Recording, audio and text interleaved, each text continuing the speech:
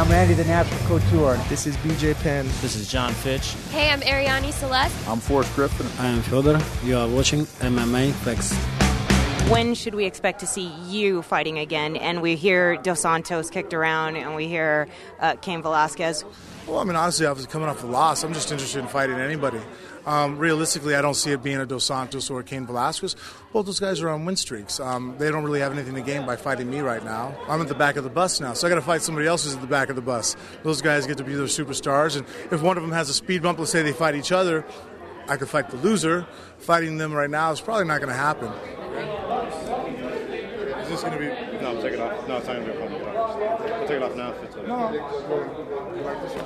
If it's a problem out there, I'll cut it. If we run into a problem out there and it gets stuck, I'll just cut it like that. An interesting fight that was being kicked around before your bout with Carwin was Anderson Silva. You saw Anderson Silva's last fight. People say that he just seems bored in his division. Is that a fight that you would want to take then?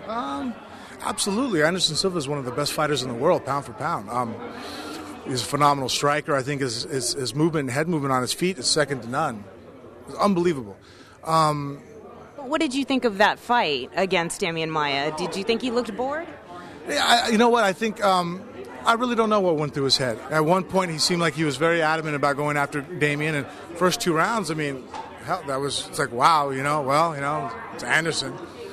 But then after that, it's like almost like, I don't know if he got tired. I just didn't like all the antics. And then all of a sudden, when your opponent tries to engage you, especially being such a world-class striker, and then run from him. I don't mind if you're like Machida. Machida moves around a lot too, but guess what? You pay prices, he'll come back in and take you out. And I feel that Anderson Silva is capable of doing that too, so I really don't know what happened there. As far as trying to excuse it, I think he should just own up to it and say, look, I screwed up. I have mental weaknesses like anybody else. I'm human, and I failed. Take 8 seconds to breathe in.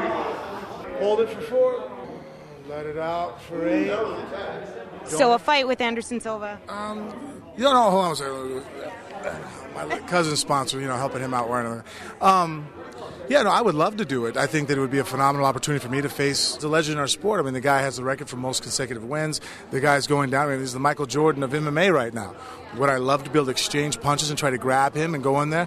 Yeah, I would like to be able to say that I fought him and feel what it feels like. I want to go in there. Who wouldn't want to go fight the most dangerous people in the world?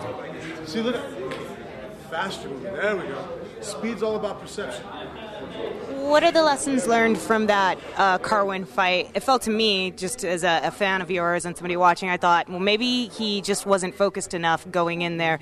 Maybe his attention was too much on Brock Lesnar. No, I mean, there could have been a lack of focus. Yeah, I could see that when I've watched the fight. It did seem that. I know things were leading up to the fight, things that had gone on. I think really honestly, it was just a mental mistake as far as when I was up against the cage. It's something that I've been working on to defend the takedown. And when I defended it the first time, I think I was celebrating and going, oh, look, I've improved.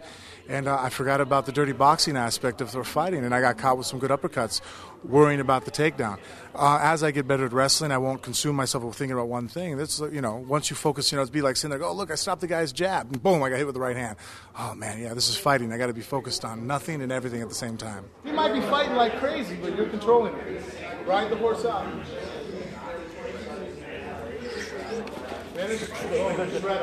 That's when you hear 10 seconds. Finally, Carwin and Lesnar should be the next championship bout. Who are you looking to see to win that? And what is most important to you? To someday get back in the cage with Brock Lesnar, or whoever wins that title is who you want to beat? The Brock Lesnar thing, I think that honestly, really at this point, if it works out, I'd like to fight him again, but I'm not as consumed about it as some people seem to think about. A lot of stuff is about marketing and trying to sell fights. Obviously, that fight isn't going to come out for a while, so truth be, if I fight him, I fight him. If I don't, I'd rather go ahead and just worry about who I have to fight next. Would I take the challenge of fighting Brock? Yeah, Shane Carwin, Cain Velasquez, Dos Santos, they're all super dangerous guys, and so fighting any of them would be a challenge.